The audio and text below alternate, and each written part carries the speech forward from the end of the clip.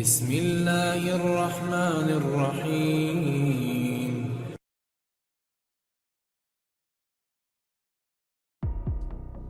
بسم اللہ الرحمن الرحیم۔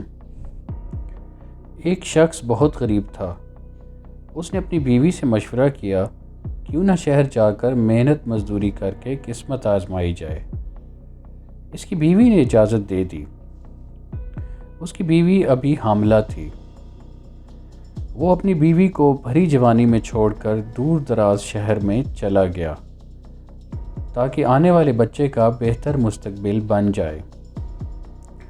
اتفاق سے اسے ایک رئیس کے ہاں ملازمت مل گئی۔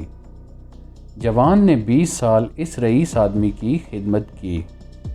20 سال بعد رئیس آدمی سے اجازت لی کہ اب وہ گھر جانا چاہتا ہے۔ رئیس آدمی سخی بھی تھا۔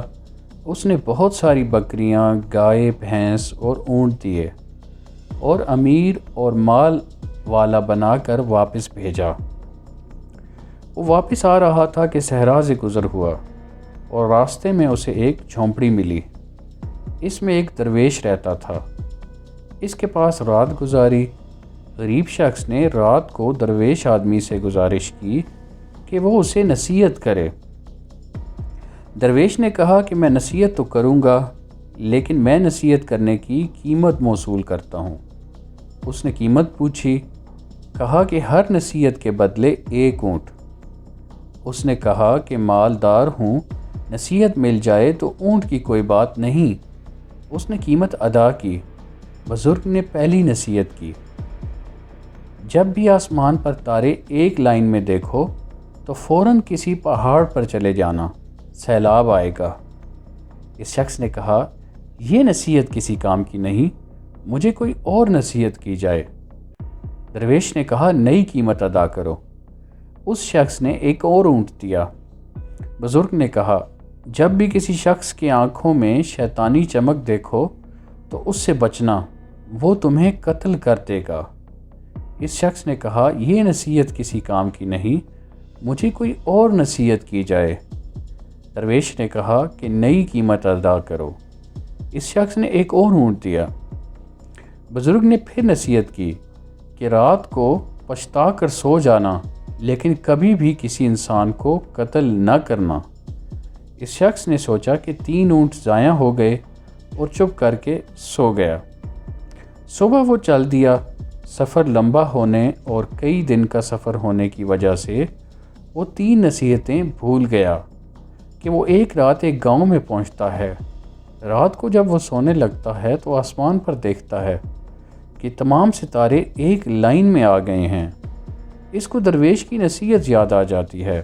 وہ شور مچاتا ہے، گاؤں والوں پہاڑ پر چلو، سیلاب آنے والا ہے۔ لوگ اس کا مذاق اڑاتے ہیں۔ وہ اپنا مال کھول کر پہاڑ پر لے جاتا ہے اور سو جاتا ہے۔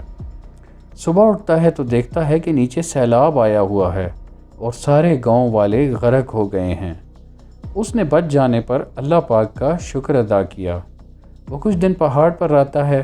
سیلاب کا پانی اترتا ہے تو وہ اگلی منزل پر چل پڑتا ہے۔ ایک اور گاؤں میں پڑاؤ ڈالتا ہے۔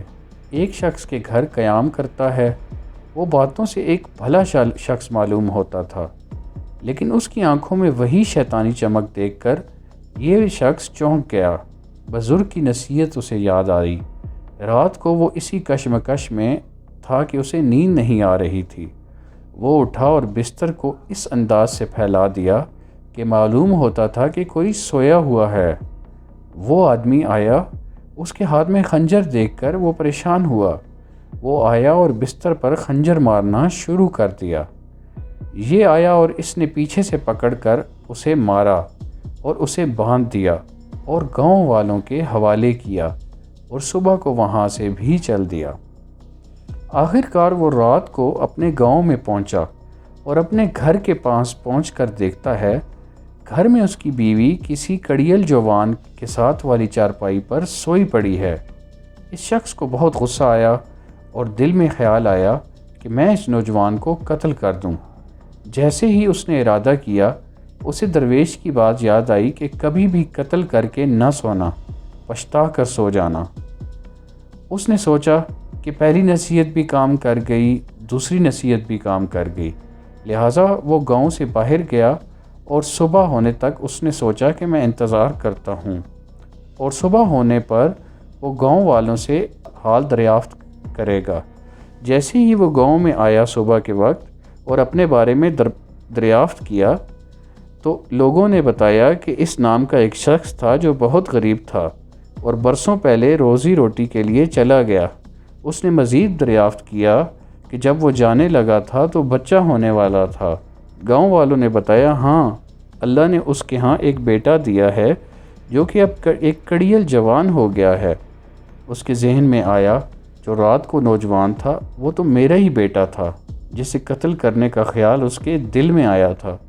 وہ گھر گیا اور بیوی بیٹے سے ملا۔ اگر کوئی بھی بڑا نصیحت کرے تو اس کو پلے سے باندھ لینا چاہیے۔ آج کل بزرگ نصیحت کرتے ہیں تو اولاد آگے سے ڈانٹ دیتی ہے۔ ہر نصیحت پر غور کرنا چاہیے، جو غور نہیں کرتے وہ پھر پچھتاتے ہیں۔